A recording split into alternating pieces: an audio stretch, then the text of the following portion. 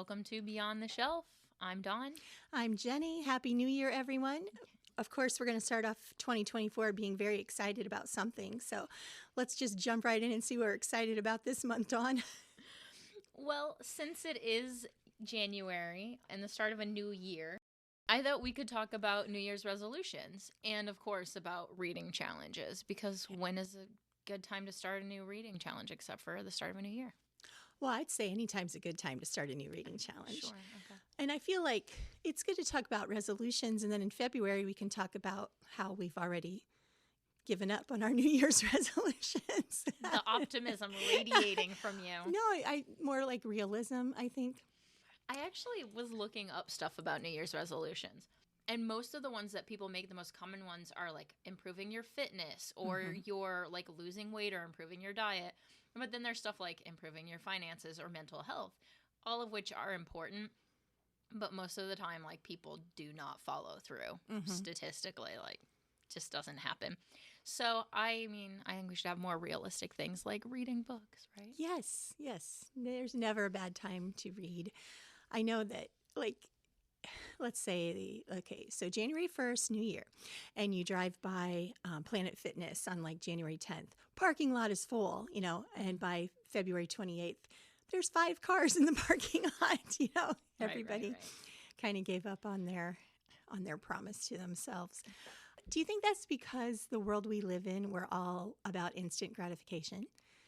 I think we have shorter attention spans, which probably makes us less disciplined with things. Yeah. Yeah. I know, because like if I want to place an order at Amazon, it comes the next day or sometimes 2 days. And if it's like going to be longer than that, I get frustrated. I'm like, that's ridiculous. You're checking your tracking like every 30 minutes, like, where's my thing? Right, exactly. Yeah. Do you do any New Year's resolutions? So I think it was 2018, I started a bucket list. And so in 2018, I did 18 things I wanted to do in 2018 is my bucket list. So 2019 was 19 things, and 2020 was my big one, which of course the world shut down, but still it was the big one because I turned 50 in 2020. So I did 50 things I wanted on my bucket list. That was the year I visited all 88 counties in Ohio. It was in 2020.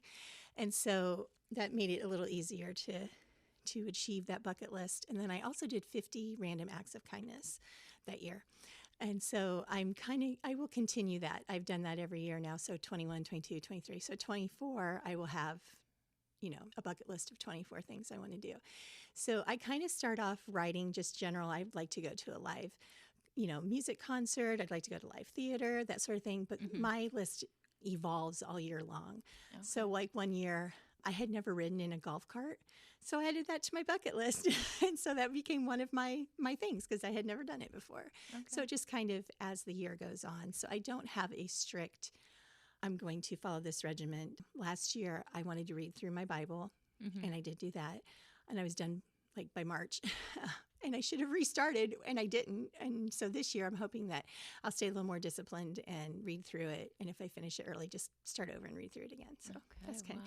And then I always put on my list to read at least 100 books a year. So I actually just finished my 26th book for this year. And that's my goal awesome. was 25. So I exceeded my goal by like 104% or something like that. So I like to pick a theme or like a word or something as a focus for that year. So instead of being, I want to lose weight or something, I'll be like, my focus is on 2019 was a hard year for my family because of different family issue things that happened. And so I decided my word for that year was hope. Not like, no matter what was happening, we would always have hope. And use that as a focus for something I can think of throughout the year instead of I'm not super disciplined with things.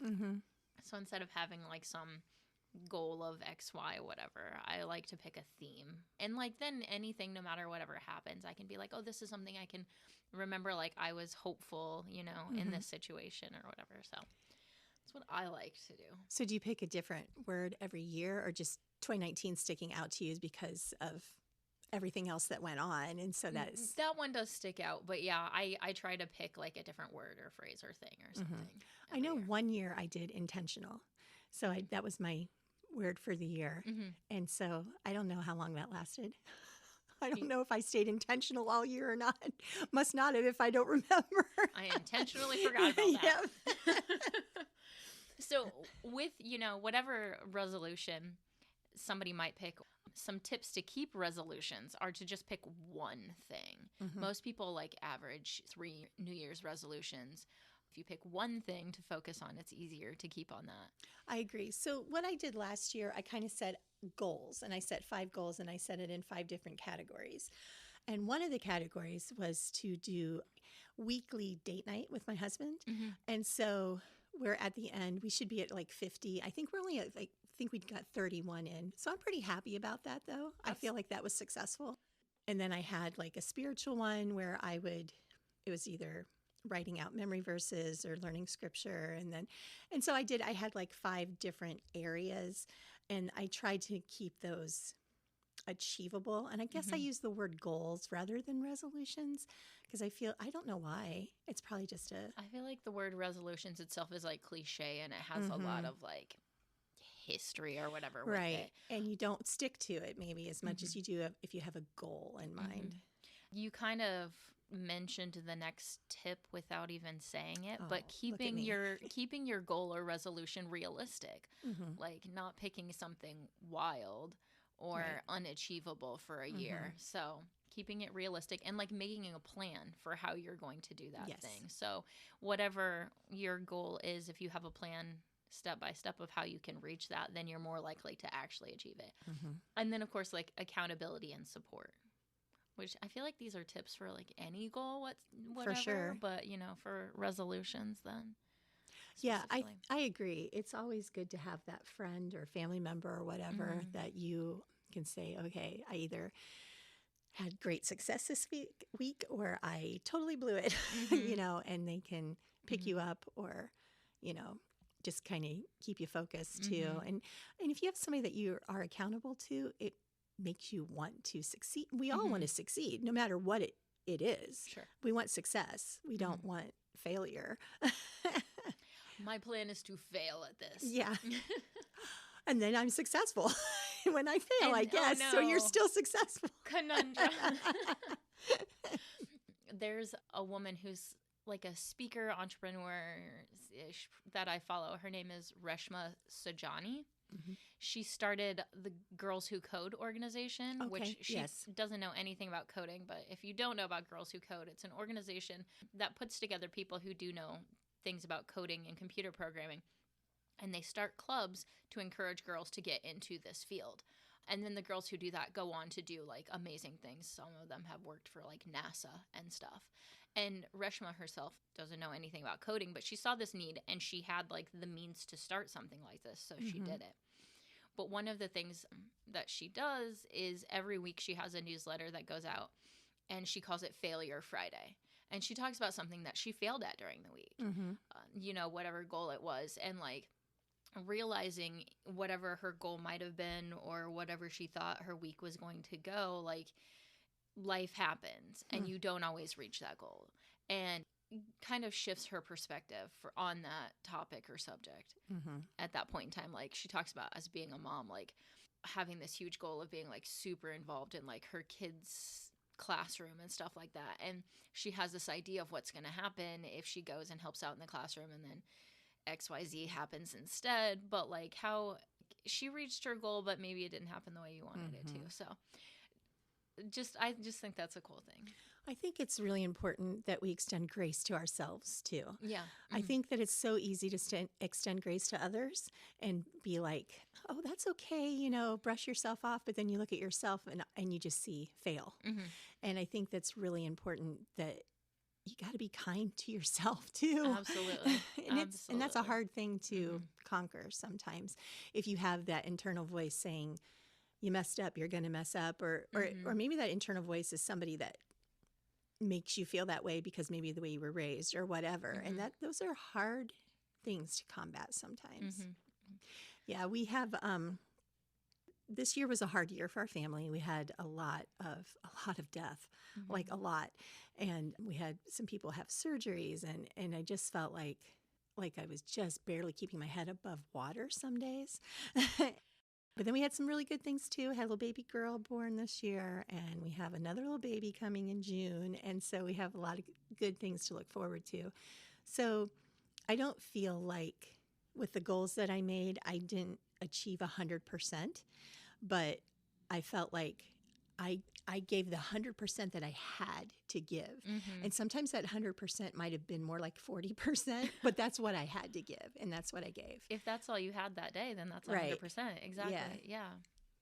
So, of course, being at the library, we have to talk about reading challenges for the year. So I looked up some different reading challenges, and I was showing these to you, and you were like, oh, I did that one. Oh, I did that one. Oh. Yeah. So the first one, which I feel like is kind of a lofty goal, is the 52 book club. And the goal of this is there are 52 prompts that are really open to interpretation. Mm-hmm. So like one of the ones they give an example of is, let me see if I can pronounce this, bibliosmia, which is like a smell book. Yep. So they're like, you can interpret this as a book that smells new, or it smells old, or you didn't like that book. So you're like, that book stunk. Yeah. And I'm going to write that down as like completing that prompt. Or it could have the word scent or smell in the title. Right. Also, I do the 52 book club challenge. I've done it for 4 years now. And so I think I've done it for 4 years, and 2024 will be my 5th year or my 4th year, something like that. So yeah, I did it this year. The thing that's cool about the 52 book club, they do the 52 prompts, like you said, and then they also do mini challenges throughout the year. So almost every month, like they'll have a mini challenge of different things, like February, April. This summer they did one called Road Trip, and it actually was like 9 different categories, 3 different times. So it was like you read a book that took place in the 60s, one that took place in the 70s, one that took place in the 80s. And then it had all, like, maybe you went to the mountains, maybe you went to the country because it was a road trip, you know, who came with you. So you found books that fit each of the prompts. A lot of people did, like, they might have picked a book from the 60s and then they went to the mountains and they took their family or whatever. Me being who I am, I did all of them. But it was a lot of fun. And that's part of the fun for me is finding the books that fit the challenge. Some of the other prompts from the 2023 52 Book Club Challenge are a book set in the city of Dublin. And I'm just imagining, well, they didn't say Dublin, Ireland. So it could be Dublin, Ohio. Sure. It could be Dublin, I don't know. I'm sure there's other states with Dublins. One of the prompts is that a book that doesn't fit any of the other prompts. That was the hardest one, hands down. Really? That was the hardest one because one of the prompts in there is a book with a dedication. And it is really hard to find a book that doesn't have a dedication. Because even some of the beginnings will be like, for mom. Yeah. Yeah. So you have to find a book that doesn't even say that. Yes. Yeah. I found one.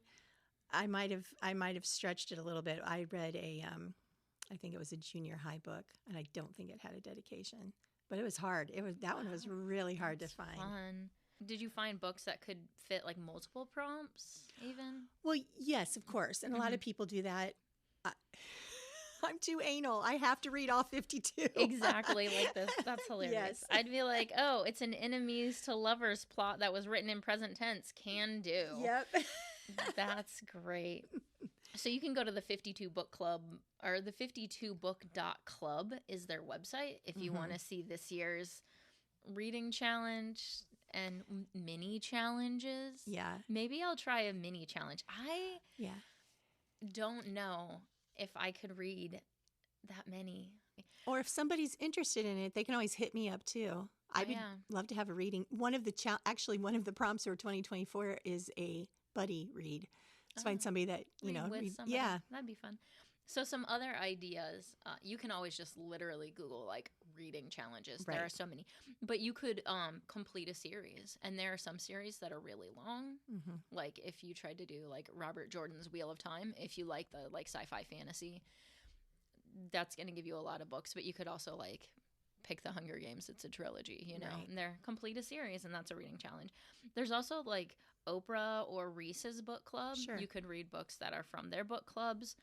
And one friend, I think she's done this every year for a few years. She reads one nonfiction book every month. I feel like it's really easy to read fiction, but to like find a nonfiction book that's interesting every month and read a different nonfiction book. I thought that was pretty cool. You said you've also done, was it like the Pop Sugar yeah. reading challenge? Is that? And this one doesn't have that many. Right. A book you meant to read last year. There's like a jillion of those on my list. A book with girl in the title. I feel like that wouldn't actually be too hard. No. These are all interesting. There's another group that has like a decades challenge. So you read a book like starting pre-1900s and then in 1900 and 1910 all the way up to like 2020s.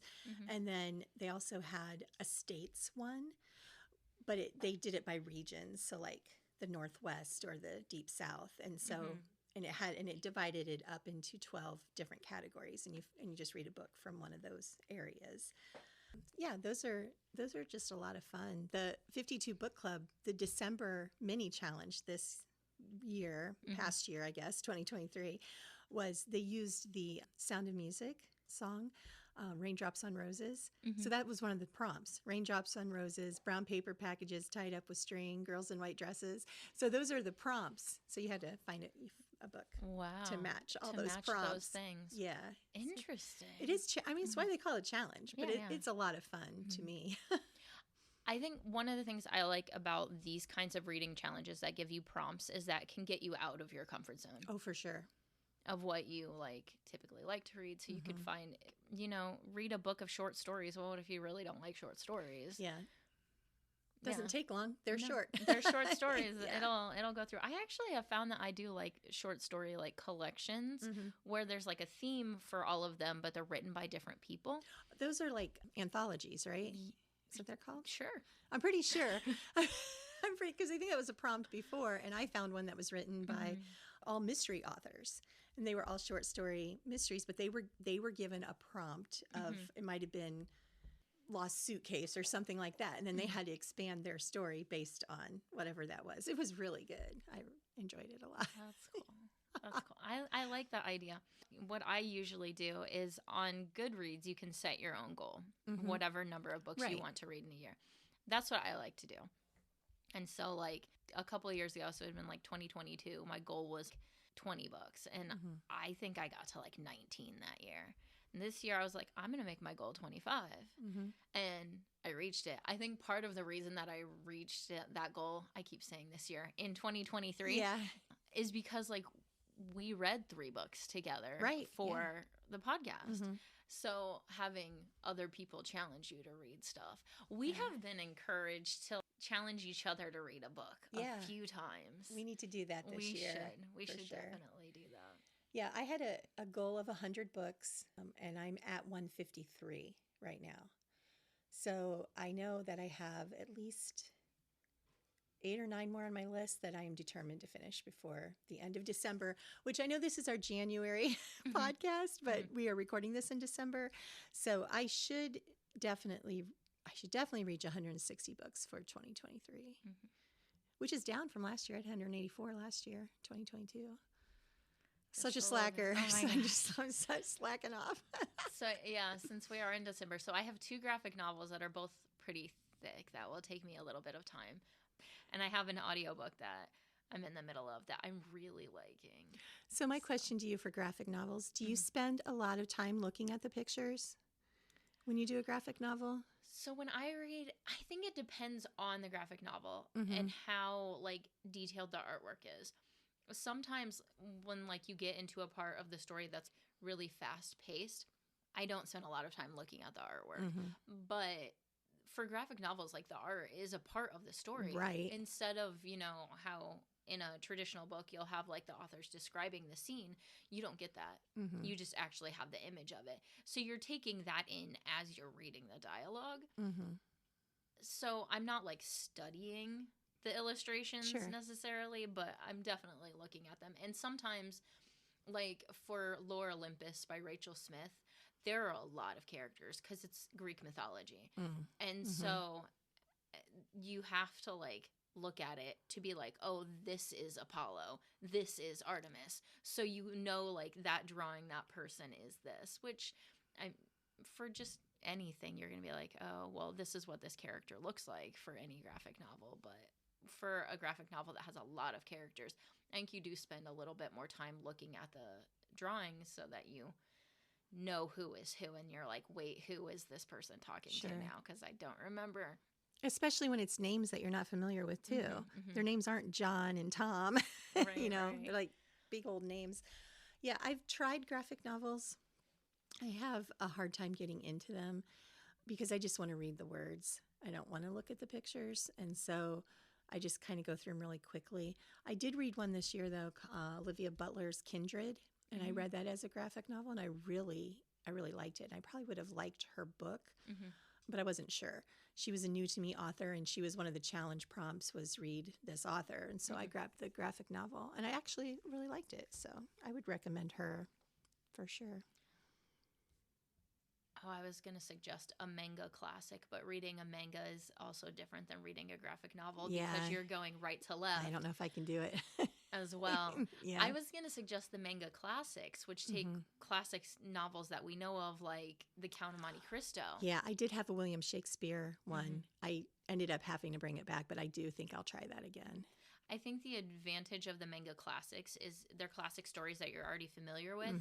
So you're not like trying to understand a new storyline while having pictures and having it read the opposite direction you're used to. So at least there's that much.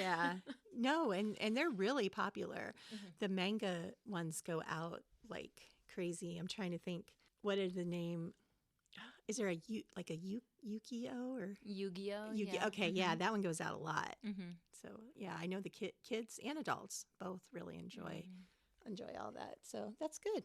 I love it just when people just come in and if they read the same author over and over and over, or if they try something new. And I really love to be able to give suggestions because I work in CERC. We have our regular people that come in, and I kind of know what they like. And then I'm able to suggest other authors and stuff to them. And I love doing that, especially when they come back and say, oh, I really like that book. And sometimes they'll come back and be like, And I'm like, sorry. Not hurting my feelings. I didn't write it, so it's okay. We're totally not offended if you read a chapter of a book and decide you don't like it and you return it. That's totally fine. Yeah. I know that sometimes people get intimidated. Oh, you work at a library and you suggested something. I better like it. And I'm like, no, not at all. That's not what this is. We definitely do not read the same things. I know. That's why I think if we do this challenge of you pick a book for me and I pick one for you, it's going to be interesting. We also talked about doing that for like TV shows. Yeah. This is what I think. I think it'd be like you have to watch the pilot and then watch my personal favorite one in the series. Like I would probably pick Psych for you, and then I know which episode. I would make you watch the pilot, and then I know which episode I would have you watch also. I've already got you to watch Supernatural, so I got to find a different show. I'm like obsessed with that now. I am not going to get obsessed with Star Trek, and I know that's what you're going to make me watch. I'm like, well, maybe Star Trek, maybe. That's good. Yeah. So, listener, if you are not sure what reading challenge, but you want to try one, come and ask us. We would be glad to share. I'd like to see our library do this. I'd like to see us. I mean, I know we have the book club, but I would love to see us do even a 13 week challenge. It doesn't have to necessarily be 52 because that can be intimidating for somebody to think, I don't have time to read a book in a week. I am personally intimidated by a 52-week challenge. Right. So, but if we did like a 12, we could do 12 months, do a different prompt. I just think that would be fun and see.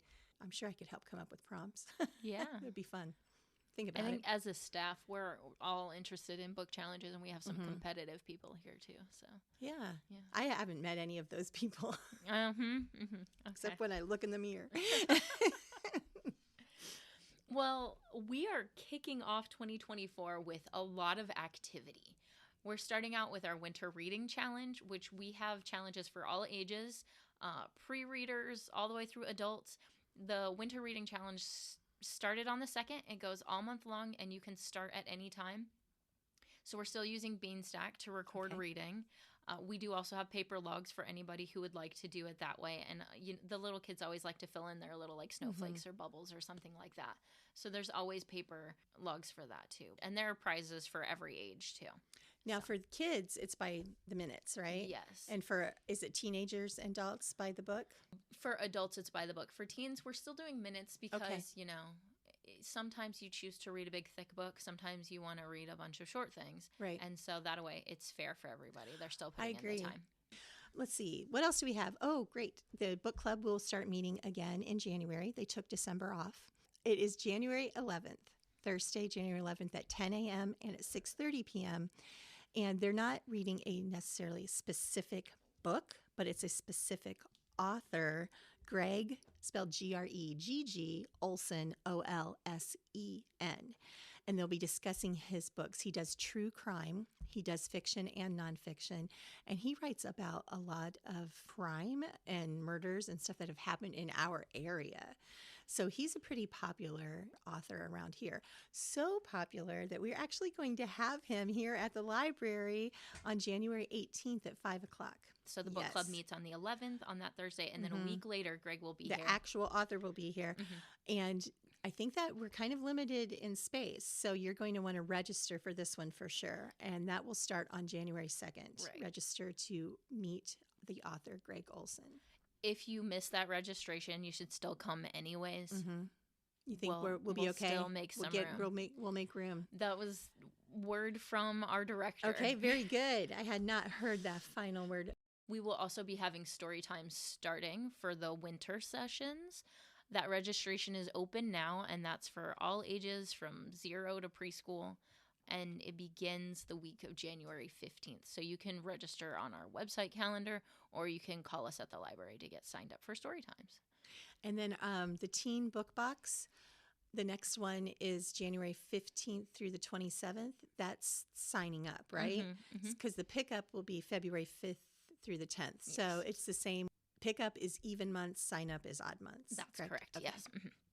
At the end of January here on the 30th, we are going to have another Bits and Bytes program. We're going to be taught all about backing up your photos. I had to do this recently. If you take a lot of pictures on your phone and then it backs up to your Google Photos, that can fill up your Google Drive really fast. So going to learn about backing up your photos and then maybe backing up your backups or something. I don't know. That's a thing I've had to go through. So that is on Tuesday, January 30th at 5:30, and the sign up starts on January 15th. I feel like that's something I should probably come to because I think I have currently 7,000 photos on my phone. Oh my gosh. I know. I have Back issues. up your photos. I know. I know. And then looking into February, Coffee and Crafts will be making a Valentine's Day cards, and that will be on February 1st. So anyone that's 16 years and older can sign up for that, and sign up starts on Monday, January 22nd. Yeah. Very good. It's going to be a great time. So we're already jumping full swing into programs and fun stuff happening in the new year. Yeah, come on to the library because it's going to be chilly. It still gets dark at 5 a.m. I mean, 5 p.m. It feels like midnight at 5 p.m. But, just come and we're going to be here and we'll be excited for you to join us and get some crafts and learn about your computer and meet an author. Come and join us and we will see you at the library soon, Thanks hopefully. And Happy New Year again.